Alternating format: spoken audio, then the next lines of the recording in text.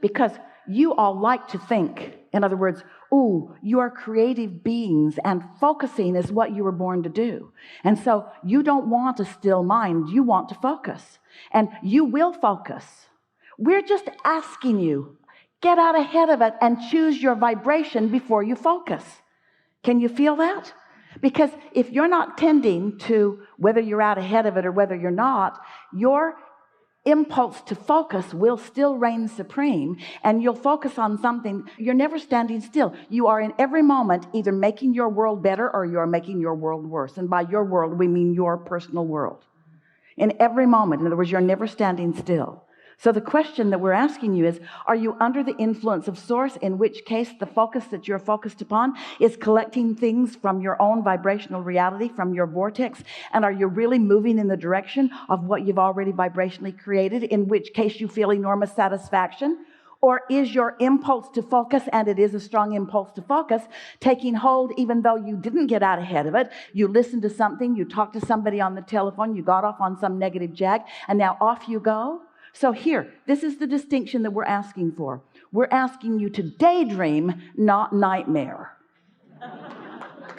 Now just think about it, because if you're under the influence of source and thoughts are just dropping into your mind, they're thoughts about improvement, or thoughts about beauty, or thoughts about fun things to do, or maybe thoughts about entertaining, or thoughts about traveling, or thoughts about improving something, or thoughts about remodeling something, or thoughts about purchasing something that is delightful to you, or thoughts about making love with someone, or thoughts about having a wonderful conversation with someone.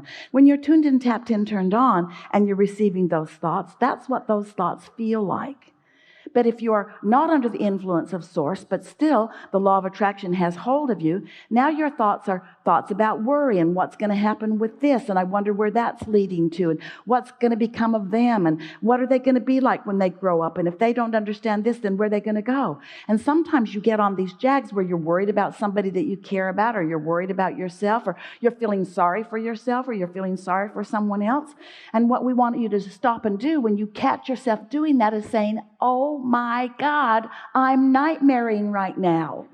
I'm not daydreaming. I'm not under the influence of source, so I'm not allowing the wonderful reality that I've created to come more into fruition. I'm allowing the reality that I don't want, that I've created, to come into fruition, because something is taking form all the time. It's the nature of this universe of motion forward. Evolution is happening. You get what you think about, whether you want it or not. So this conversation, best conversation ever, by the way, really, this conversation is about finally getting out ahead of it, which means care about how I feel, care about what influence I'm under, care about where the thoughts are coming from that I'm receiving and that I'm downloading, care about what momentum I've stepped into and that I'm adding clarity of thought to. You want to direct your thought. That's why for many people, when we talk about meditating, they don't really want to meditate because they don't want their mind to be quieted. And we get why. Your minds are active. You've trained them to be so. They're responsive to what's going on around. Sometimes people will say, I'm very sensitive to energy. And we would like to say, instead of saying I'm sensitive to energy, say I'm susceptible to energy. I'm susceptible to it. So if I'm not tuned in, tapped in, turned on, then I could be susceptible to somebody who feels sorry for themselves, or somebody who doesn't like something about me, or somebody that's worried about this. And off I go on a train of thought that is unproductive and self-destructive. And then I come to conclusions that are flawed and erroneous, such as, I must not be blessed, I must not be loved, when it's all about what you're choosing to set your tone on. Yes? Mm-hmm. You had talked about, in this concept of blurring the lines, at some point you had said, and tell me if I'm wrong, something along the lines of the physical and the non-physical are both real. They're both a reality. So if you are blurring the lines into, say, I don't know, this is going to sound weird, but you're thinking about unicorns or dragons or something, where's the reality in that? Or is it just in the fact that it's making you feel good? In what context did you hear us say blurring the lines? It was something along the lines of, think about, no matter what you're thinking about, whether it's a physical reality or a non-physical reality in your mind, it's currently happening. So whatever it is that you're thinking about, whether or not it's real in front of you, is something that is tangible, even in an intangible way. Well, all of this feels muddled in comparison with the clarity that we are now on right now. So let's just clean this up just a little bit. When you say, I get what I think about whether I want it or not, let's just start there. And then you say, but I can't control what I think about, which is where most people are. Most people can't control what they think about. Why? Because they let momentum go, and it's against the laws of physics for them to be able to take a thought of something unwanted that has a lot of momentum and stop on a dime and think something else. So if you think that's what we're asking you to do, then you're failing at it. And if you think you're failing at it, then you're worse off than you were before you ever met us. Once you accept that you are creating your own reality and that you are always offering a vibration, and then you say, how do I know whether the vibration that I'm offering, meaning the thought that I'm having, is of value or not? And then we say, if it feels good, it's of value. If it doesn't feel good, it's not. And then you say, but what if I can't tell? And then we say, then don't change anything. Just let law of attraction make your thoughts bigger. And eventually, it will be big enough that you can feel its emotional indicator. We always say, if you've got something negative going on and you don't know it, don't worry, it'll get bigger. But that's true if you've got something positive going on, don't worry about it. It will get bigger because the law of attraction just keeps adding to what is with no judgment, no trying to guide you one way or another. So this is the place that we really want you to be at when you walk out of this door today. As you live this life and sift and sort through it and know what you don't want and know what you do want, you have created a selection of things that you care about just by your awareness of what feels good to you and what doesn't. And when you reemerge into non-physical, when you have what you want to call death, we refuse to acknowledge death as anything that's real. But when you reemerge into non-physical, because you never cease to be, you are eternal beings. When you withdraw your attention from this body and you reemerge into non-physical, and you focus then upon this time and space from that non-physical perspective where there's no resistance. You take the best of all that you've gleaned from it and add to this vibrational reality, which is the source from which new babies are born. It's the source from which ideas are flowing.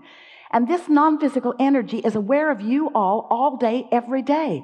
Everyone who is reemerged into non-physical is looking on with you about where you are. But the difference between what they see through the eyes of Source and what you see through the eyes of you is that they do not see things to worry about and resistance, because they're looking into this vibrational reality that you've already carved out. And when you figure out how to do that, which simply means when you care about how you feel enough to guide your thoughts more and more into good feeling things, then you begin to be an extension of the energy, of the powerful energy that creates worlds. And now what flows through the fingertips of your mind is evident by anyone who watches you, because masterful, wonderful, good feeling things are your experience, you see. And then you try to explain it to others, and maybe they're getting it and maybe they're not. Life experience is what teaches them. It's not words. It's life experience that teaches them. So you just teach through the clarity of your example. Most humans have had too many conversations about too many things while they're under the influence of something other than Source. So then they're just debating. How many debates do you want to have about abortion or about parenting or about immigration or about this being legal and that being legal, with people on both ends of that battle, fighting, hardly any clarity coming out of any of it? Don't you just want to give that up? Don't you want to accept that anybody that's having any of those experiences, any of those personal experiences, is launching rockets of desire, and that there is a vibrational reality of improved life experience that Source is all over? And that at the very least, the new energies coming in are going to be in vibrational alignment with the new requests that are there.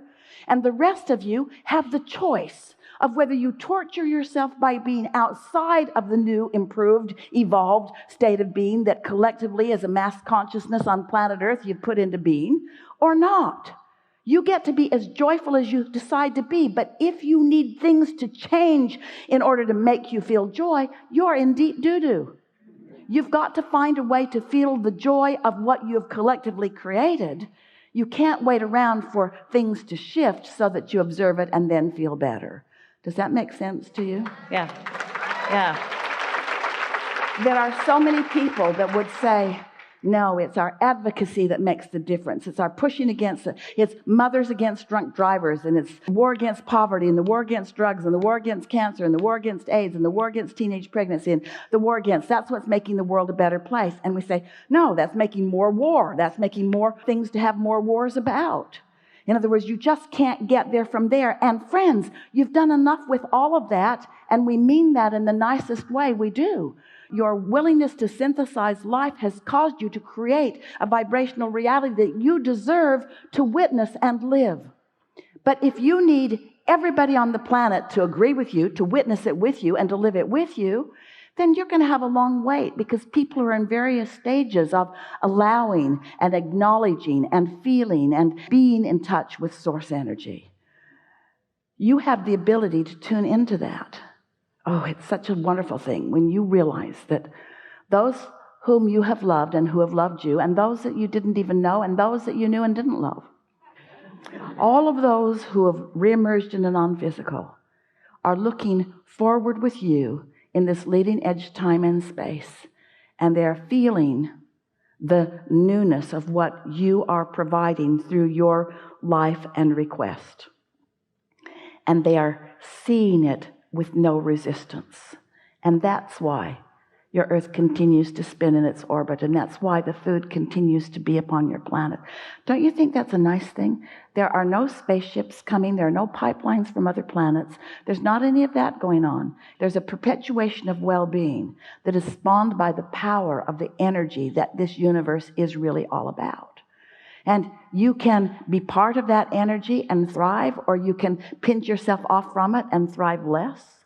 You can tune in deliberately, or you can tune in accidentally. But it is our promise to you that when you get hold of the power that is yours to live, and it's the power of love, it's the power of whole, it's the power of good feelings, it's the power of clarity, it's the power of self-love, it's the power of loving others, it's the power of appreciation, it's the power of good feeling emotions. It's so interesting that so many humans do not make the equation that good feeling is a good thing, and that those empty, horrible, hateful, awful feelings are not good for you. They're not good for you.